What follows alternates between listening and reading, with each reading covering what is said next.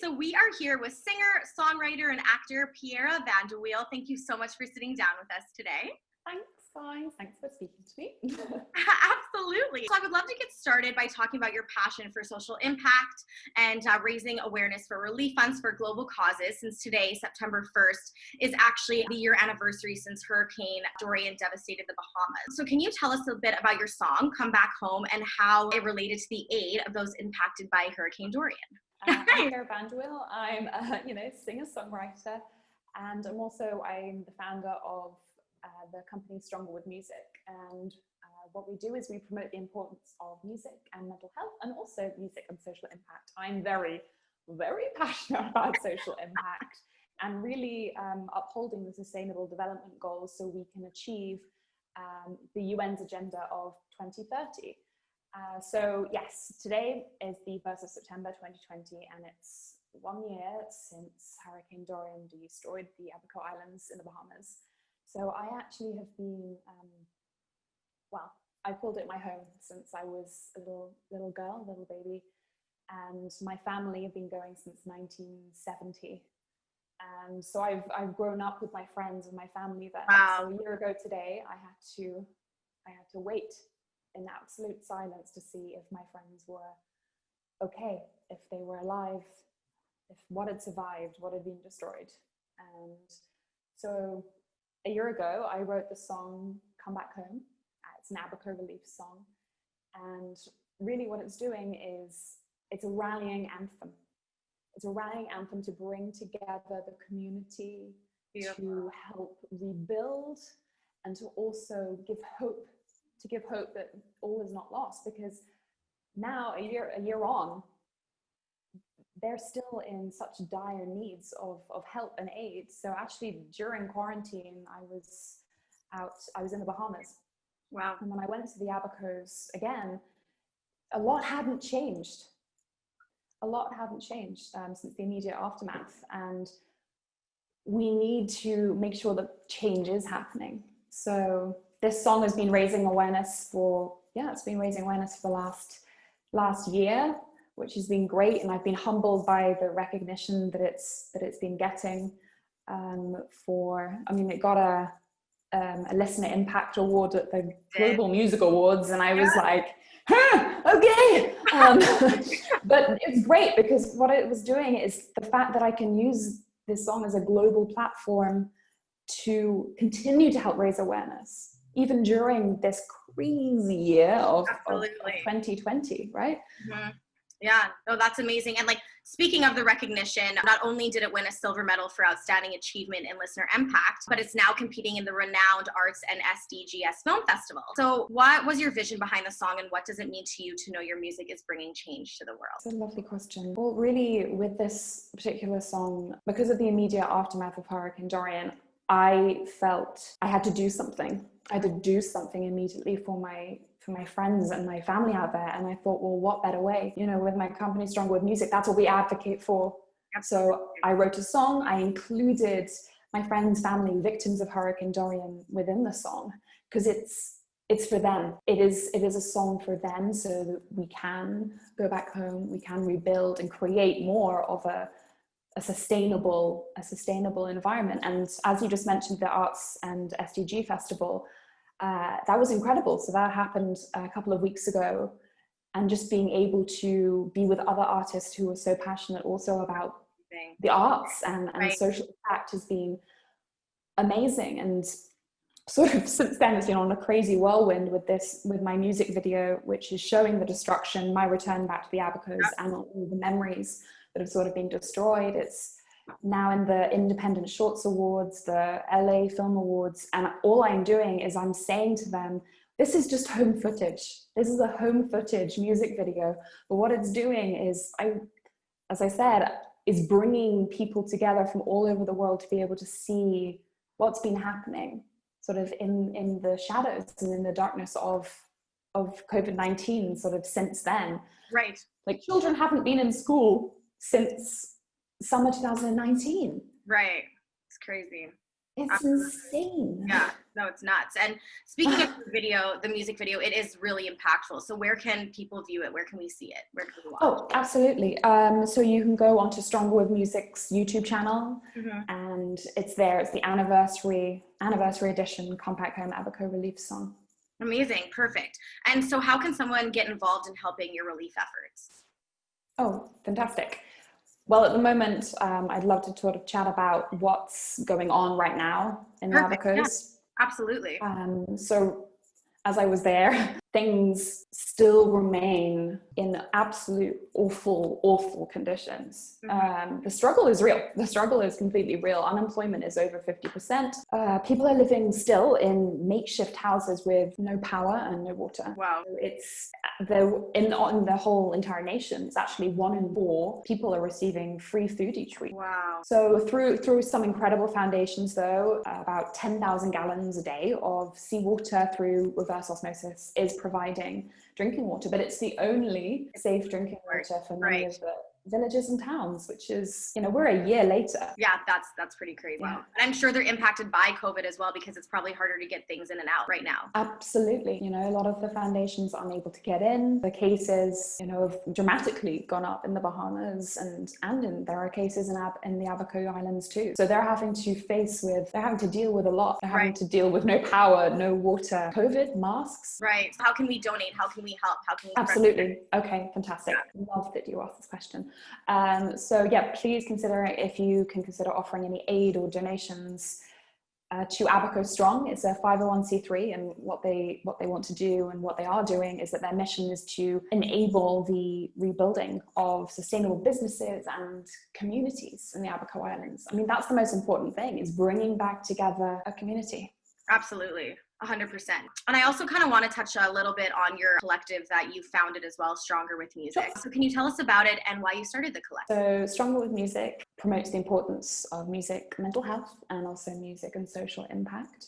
And we work with NGOs globally. So I've worked with the Barefoot College International that train women to be solar engineers in India, Africa, and Latin America. And I was actually able to write a song for them, which was really great. It was amazing just to sort of be a part of these women's missions into becoming solar engineers and providing this power. Right. That's been incredible. Last year, I started getting involved with some performances at the United Nations with Stronger with Music. That was insane. Walking into the United Nations. Sure, I can only imagine.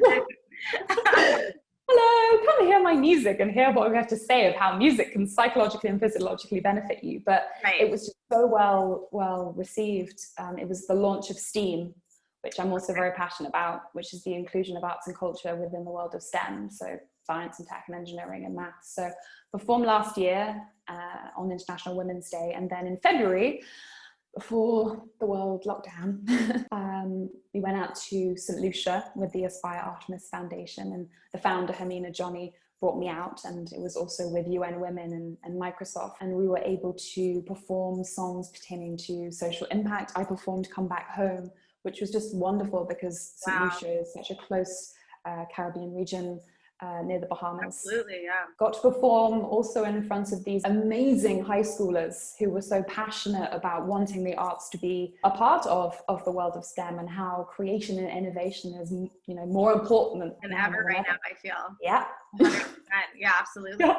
It's an escape, but it's also a way to talk about what's actually going on. Yeah, exactly. It's absolutely beautiful. And did you always know that you wanted to incorporate your music with making a change in the world? When I was 15, I lost my best friend in a car accident, and I really suffered. I was suffering from depression, and being able to sort of move each day forward was hard. I was really struggling, and it was actually my head of music, Nigel Gaston, still a very good friend today. He took me aside and he said, go write something, go write a song. And I remember sitting in the studio and I just started writing, and it was so beneficial and so amazing is that this song was a voice to my grief. And each time I was writing, I was feeling stronger and stronger and stronger. And then I remember when I gave the song to my best friend's mother, sort of what she took away from it as well.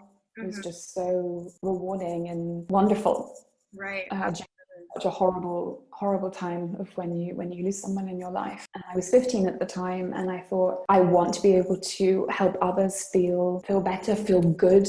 I want to be able to aid others, and that's sort of where it came from. And then a couple of years ago, after I graduated, that was my mission. Wow. That was completely and solely my mission, is that I want to offer sort of aid through music, and also show how music can be and is so beneficial to us psychologically, physiologically. And we work with music therapists now, and we have a neuroscientist that we work with as well. So we're really getting into the sort of the nitty gritty of how it's so beneficial, which I love because I'm a bit of a science geek as well. Yeah. Yeah.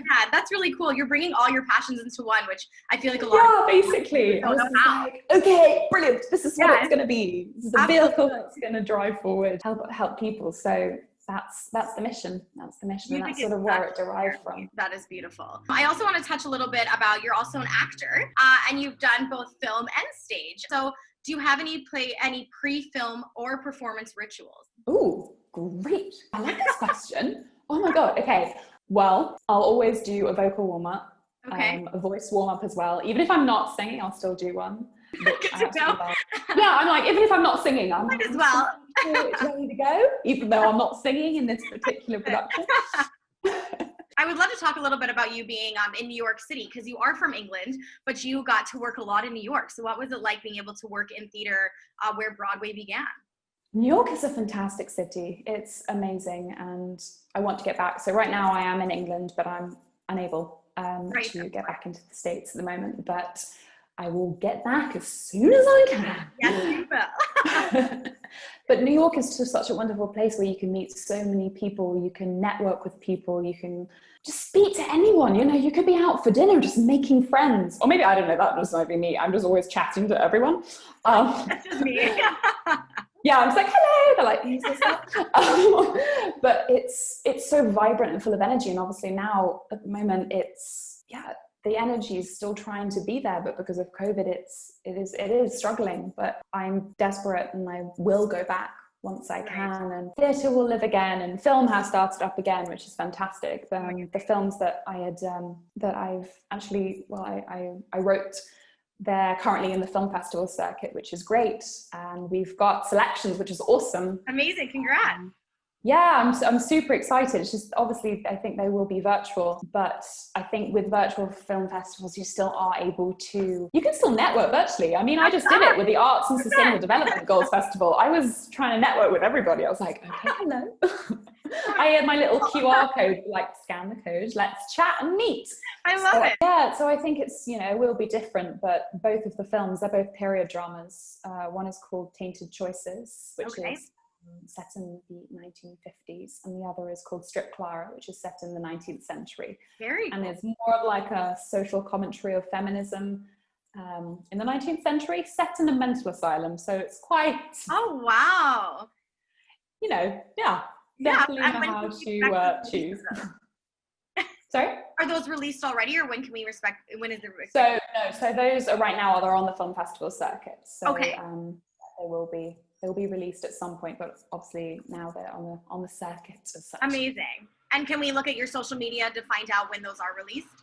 Oh yeah, please. Follow me on Instagram. I'm at Piera Van del Wiel Official. Check out my website if you want.